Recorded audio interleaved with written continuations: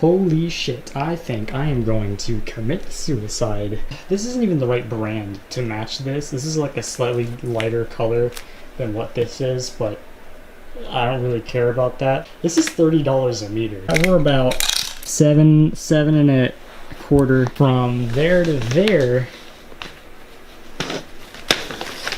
Like an inch and a half. So I'm gonna have to buy 3 meters of this shit. I mean, I guess I could put more of it here.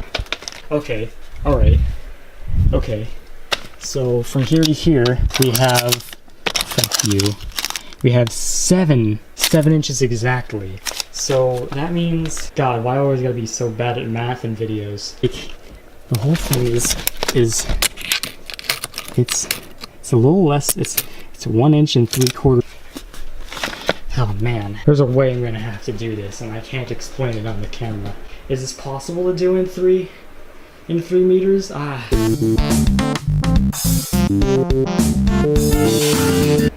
Okay, so my room is a little more put together now. You can see I spewed a lot of my junk onto my entertainment center and my cubicle things over here. So the flooring situation. I was thinking this is almost exactly 6 feet. So I can cut 2 of these to 3 feet. That leaves me with a 3 foot, 6 inch and 3/4 section. If I use those 3 foot, 3/6, that brings it out to here, okay? And there. That leaves me with 1 full board to be able to do what I need to do. Now at first I was thinking, oh okay, I can just cut a 45 out of the middle of this and then turn it around, but then wait, if I cut it here and I turn it this way, then the 45 will be coming this way, and that's not good. I'm gonna have to cut that one again to be able to use it properly. So what I'm actually going to do is obnoxiously more complicated. I am going to take a chamfer out of this piece. I'm going to cut here and here, and what I'm going to do is I'm going to take this piece and flip it around, and it'll fit right here. It'll screw in with 2 screw holes. The great thing about cutting a chamfer into this is that now the distance between here and here is much less than the distance of here and here. So technically the bigger I make this chamfer, the more space I get out of this board. From this line right here is where the board ends and chamfers off. So I only need 31 and an eighth, 31 and a quarter maybe, but that's fine because now I have 33 inches of board. And I can be as sloppy as I want with the edging because there's not enough space to put any edging here. So it's gonna just lay directly from this piece to this metal rail here. So basically now I have way more edging than I need, which is the annoying thing. Probably that's why this thing, each of these fucking packs costs $30, because it gives you both edging options, the fucking shit that I don't need to actually screw it into the floor. There's definitely cheaper options out there, I think. Plain, like, unstained hardwood. Probably be easier just to, like, paint it a similar color to the wood, but whatever. I already spent like $90 fucking. Alright, I spent a lot of time on this contraption in order to make this as sturdy as possible, because I imagine that where this is, like, this is gonna be hitting it, like I'm gonna be moving shit over it, and it's gonna be... So, on this side of the board, the molding fits perfectly over this, and it's not something I really have to worry about. But on this side of the molding, because it's raised up, it doesn't fit this anymore. And I had to cut all of these off.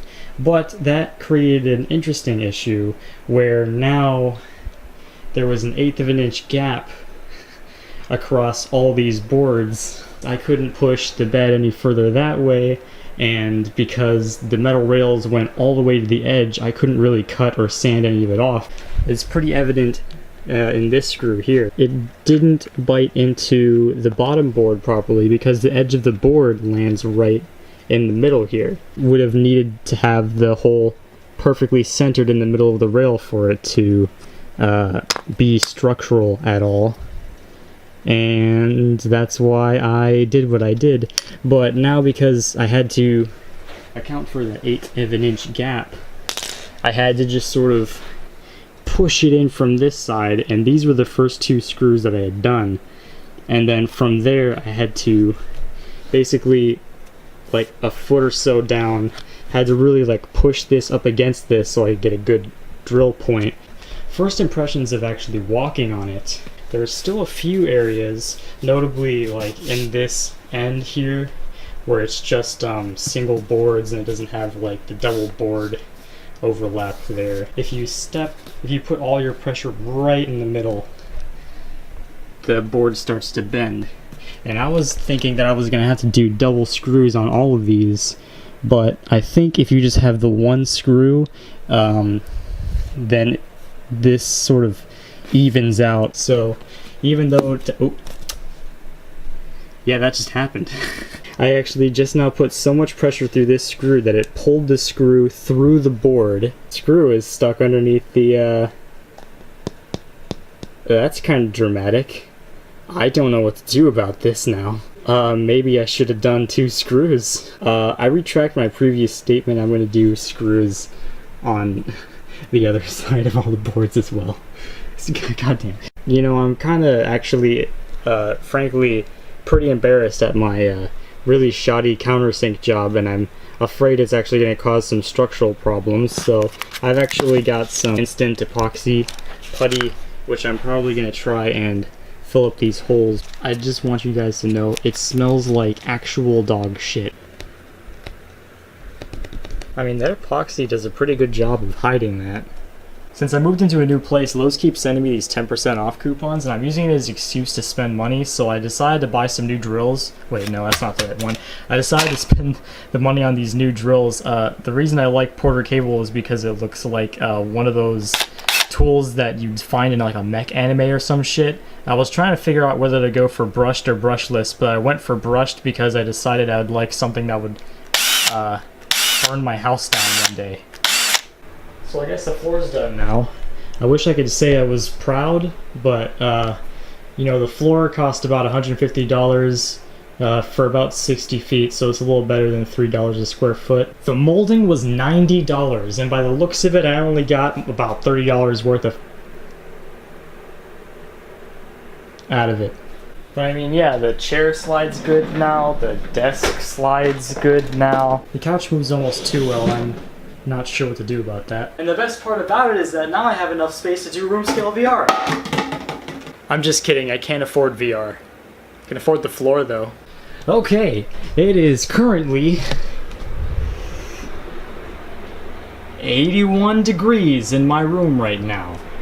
So anyways, the floor, it's, you know what? It's been pretty good, even though it's been, hold on. It's been easily 2 or 3, it's been like 3 months. Yeah, so, you know, it's pretty good. Haven't had any catastrophic failures of it yet. I pretty much walk in and out of this. I walk in and out of this area all the time and haven't had any problems with it. Literally the only thing that's bad about this floor is that this molding, son of a bitch, this molding just doesn't end. It's not even really that quality because it doesn't, do you see how there's this lip here?